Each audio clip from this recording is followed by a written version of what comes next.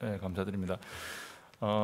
제 주제는 로우 코로나의 오스티움에 대한 그런 탑이할 때 어떻게 프로텍션할 건지. 이미 여기 계신 분들은 엑스퍼트시기 때문에 뭐 다 루틴 하고 계신 것 같고, 여기 강의를 들으시는 분 중에 탑에 관심이 많으시거나 막 시작하시는 그런 분들에서 뭐 약간 이제 썸업하는 그런 자료를 보시면 되겠습니다.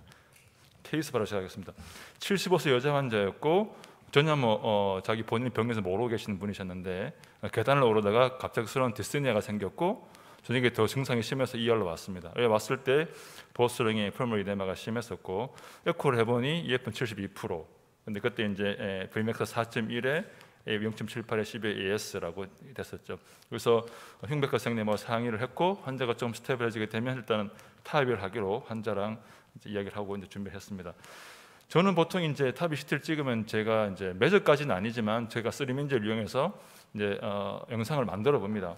제가 맨 처음에 이제 프록토링을 받을 때 외국에서 오신 그 프록터가 이제 이야기하면서 팁을 이야기를 해줬는데, 네가 이렇게 영상을 쭉 만든 다음에 쭉 보다가 이게 그 코로나 리플렛이 다 덜 끝났는데 코로나 오스튬이 나오면 그때는 꼭 반드시 로 코로나 오스튬이나 아니면 그런 리스크가 있으니까 그걸 꼭 확인해라라는 팁을 주셨어요. 그래서 저도 루틴이 이렇게 그냥 매주 하이트를 재기 전에 이렇게 봅니다. 보다 보면 이 환자 같은 경우도 밑에서 쭉 이제 올려보다 보면 LCC 쪽이 조금 LCC가 다 끝나기 전에 오스튬이 들어오는 것처럼 보이죠. 좀 그러나? 근데 보고 이제 또 레터럴 뷰를 이렇게 보게 되면 LCC 리플렉스 꽤 긴 게처럼 보입니다.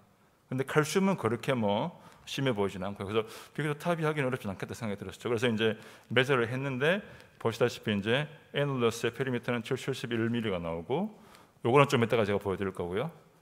TJ, 그다음에 RCC 하이트는 14.6으로 괜찮은데 생각했던 것처럼 LCC 하이트는 우리가 보통 생각하는 10mm보다 좀 더 9.3mm였고요. 근데 특히 이제 레프트 레프럴 랭스가 약 13.4가 남아서 이거 조금은 레프트에 obstruction의 위험일 수도 있겠다. 사실은 이제 여러분들 경험이 많으신 분들은 보시면 이 정도야 그냥 느낌적인 느낌으로 아주 로우 리스크라고 알 수는 있겠죠. 그래서 처음 시작하는 사람들은 그래도 이제 돌다리도 이제 두드려가는 느낌으로 좀 위험할 수 있겠다는 생각을 했었습니다. 일반적으로 코로나 아트리 옵스트럭션, 탑이 경우에는 그게 두 가지 기준으로 막힌다고 되어 있는데, 대부분의 경우에는 원래 네이티브 밸브에 있는 벌키 칼슘이 막는 경우가 대부분이고요. 그리고 두 번째 경우는 이제 그런 THV의 프레임이나 어떤 그런 그런 기구들 그 프레임 조직 때문에 막힐 수 있다고 하는데, 대부분 경우에는 이제 네이티브 자체 밸브 자체에 칼슘 때문에 막힌다고 되어 있죠. 이럴 때 우리가 고려해야 될 부분은 크게 세 가지입니다. 코로나 오스튬이 얼마나 높은지, 그다음에 SOB의 위스가 어떤지, 그다음 밀리프라의 칼슘이 어떤지, 이 세 가지를 크게 봐야 된다고 알려져 있습니다. 이건 잘 정리되어 있습니다. 보시는 것처럼 비록 코로나 하이트가 낮더라도 SOB가 충분히 크면 TH를 넣더라도 이제 코로나 오스튬의 obstruction은 잘 안 생긴다는 거죠. 근데 최악의 경우는 코로나 하이트도 낮고 SOB가 좁으면 거기다가 리플렉스 벌키 칼슘이 있으면 TH를 넣었을 때는 코로나 오스티움이 막힐 가능성이 높다는 거죠. 그래서 일반적으로 이런 로우 코로나 오스티움의 기준은 보통 10에서 12mm, 어떤 데는 12mm, 어떤 10mm, 보통 우리가 10mm 정도 생각을 하고 있습니다. 그리고 SOV는 30mm 이상이면 충분히 크다라고 생각을 하고 있고, 그다음에 벌키 리플렉 칼슘, 이 세 가지를 보통 보고 이제 회사에서도 좀 위험합니다 이렇게 이야기를 하고 레코멘드하고 있습니다. 근데 최근에는 이제 요즘 여기에다가 하나 더 추가된 것이 아까 여러 번 이야기된 것인데 VTC, 즉 버추얼 밸브를 넣어서 버추얼 밸브 투 코로나의 디스턴스를 좀 제공하는 측면이 있는 것 같습니다. 그건 이제 보통 쉽게 말하면 우리가 이제 3맨즈를 이용하면 내가 원하는 밸브 사이즈를 이제 버추얼로 가상으로 미리 넣어 볼 수가 있게 되겠죠. 이렇게 넣어 보게 되면 VTC라는 건 이 버추얼 밸브와 코로나 오스튬 사이의 거리를 말하는 겁니다. 사실 이거는 밸브인 밸브의 프로시저 할 때 나왔던 개념인데, 이게 지금은 네이티브 밸브까지 이제 좀 퍼져서 이제 조금 확장되는 그런 게 있습니다. 그래서 하나의 세컨 오피니언으로 이제 볼 수 있겠죠. 이 거리가 보통 3에서 4mm 미만이면 코로나 오스튬이 낮을 때 조금 더 하이 리스크다라고 세컨 오피니언을 보시면 되겠습니다. 자, 그럼 우리 케이스 때는 어땠는가? 이 환자가 이제 레프트 코로나 오스티움의 높이가 9.3mm였고 레프트 리플에서 좀 긴 경우였습니다. 그래서 당연히 SOB를 재봤죠. 재보면 30mm는 되진 않습니다. 28mm, 27mm 정도에서 조금 좁은 SOB를 가지고 있고, 하지만 다행히도 리플렉 칼슘은 그렇게 벌크하진 않습니다. 그래서 우리가 당연히 이제 버추얼 밸브를 넣어 보니까 VTC는 다행히도 5mm 이상 정도 나온 것 같습니다. 그래서 이제 코로나 오스티움의 리스크 있는 bad thing은 이제 하이트가 낮은 거, 그다음에 SOB가 좁은 거, 그다음에 레프트 리플레스 긴 거, 그다음에 good thing은 이제 청크 칼슘이 없는 거, 그리고 VTC가 긴 거. 그래서 일단은 타비를 하되 코로나 프렉션을 하지 않고 하기로 일단은 계획을 세웠습니다. 3 커스프 뷰 보시면 이렇게 영상이 나오고요. 그다음에 커스프 오버레뷰, 그래서 이런 영상을 얻을 수 있습니다. 그래서 뭐 이제 루틴대로 이제 커스프 오버레뷰에서 이제 시작을 하고요. 노 리턴 포인트에서 일단 약 한 3에서 5분 정도 기다린 다음에 LA에 비해서 LCC의 커스프 뎁스를 확인하고 파이널리 이제 이렇게 릴리즈했던. 그래서 보시면 코로나 플로우가 예상처럼 리미테이션 없이 괜찮았던 그런 케이스였습니다. 두 번째 케이스는 이제 장규혁 교수님한테 제가 좀 빌린 케이스인데요. LCC의 하이트가 약 6.7mm로 굉장히 낮았던 케이스고요. 그다음에 RCC는 약 10mm, 그다음에 애놀러스는 A열은 약 460, 그다음에 SOB가 30이 안 되는 그 레프트 코로나 오스티움의 좀 로우 코로나 오스티아에 해당하는, 그리고 타비를 했을 경우에 없었게 예상되는 그런 삶이었습니다.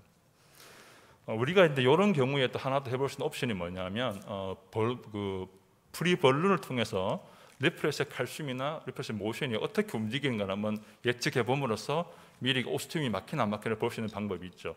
일반적으로는 실제 사이즈, 밸브 사이즈보다 한 단계 작은 벌룬을 보통 사용하는데, 이 환자 같은 경우에는 사피엔 26mm를 사용을 했었기 때문에 좀 23mm 벌룬으로 일단 한번 프리 벌룬을 해봤습니다. 보시게 되면 벌룬을 하는데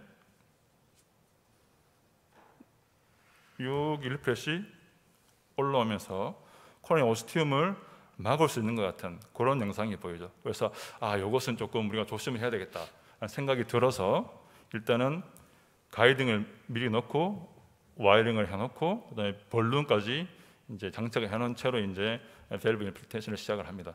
밸브는 뭐 우리 프로시저대로 임플란트 했었고, 탑 이후에 일단 아울토그램 했는데 뭐 결과는 리저너블하고, 그다음에 다시 가이딩을 넣어서 코로나 플로우를 확인해 다행히 코로나 플로우는 문제가 없었습니다. 그래서 파이널을 보셔도 레프트 메인과 그쪽은 별 문제 없었던 그런 케이스였습니다.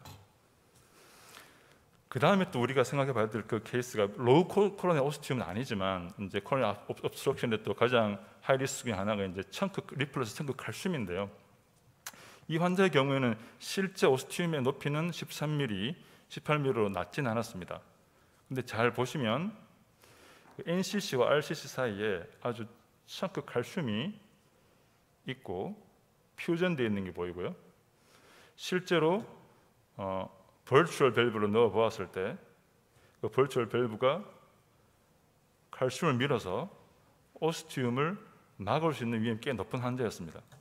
그래서 일단은 프로텍션을 하기로 하고 일단은 시술을 시행했습니다. 엔저를 먼저 찍었는데 엔저상에서 보시면 RCA 플로우가 보이고요. 그래서 그때 약간의 그 오스티움의 위치 때문에 이까리 그 카테터를 통해서 카테터를 넣고 밑에 볼루를 넣어놓고 일단은 이제 타비를 시작했습니다. 34mm 우리 밸브를 이제 임플란트하고 있고요. 그다음에 한 다음에 리즈 한 다음에 5분 정도 기다렸다가 에코를 보고, 이때 미리 혹시나 그 코로나의 오스티움이 막힐 수 있을 것 같아서 그 이카리 카테터를 좀 깊게 넣는 상태에서 타비를 시행하였습니다. 그리고 마지막에 포스트 벌룬을 했습니다. 하고 파이널 엔지오그램이고요. 그 다음에 코로나 오스티움을 확인하기 위해서 가이딩을 빼서 바깥쪽에서 이렇게 찍어봤는데 보시는 것처럼 RCA 오스티움이 버드빅처럼 세브레처럼 좁아진 것을 확인할 수 있었죠. 그리고 영상을 보시면 RCA 플로우가 굉장히 느린 것을 알 수 있습니다. 그래서 이거 좀 열어야 되겠다 하는 판단이 들었습니다.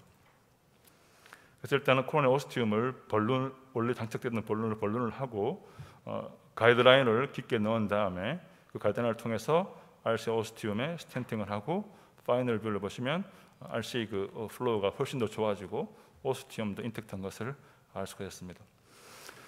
그래서 우리가 이제 로우 코랄 오스티움 보통 10mm 미만의 걸 만날 때는 우리가 세 가지 정도를 우리가 봐야 되는데, 일단 SOV의 그 위드스가 어떤지, 그다음에 리플렛에 볼크한 그런 칼슘이 있는지를 꼭 확인하시고, 그리고 이런 경우에 세컨드 오피너에서 VTC를 통해서 VTC 거리가 짧다면 한 번 더 주위에서 미리 여러 가지 기구를 통해서 와이어나 볼론에서 텐트를 미리 넣어놓고 시작할 수 있으면 될 것 같습니다. 감사합니다.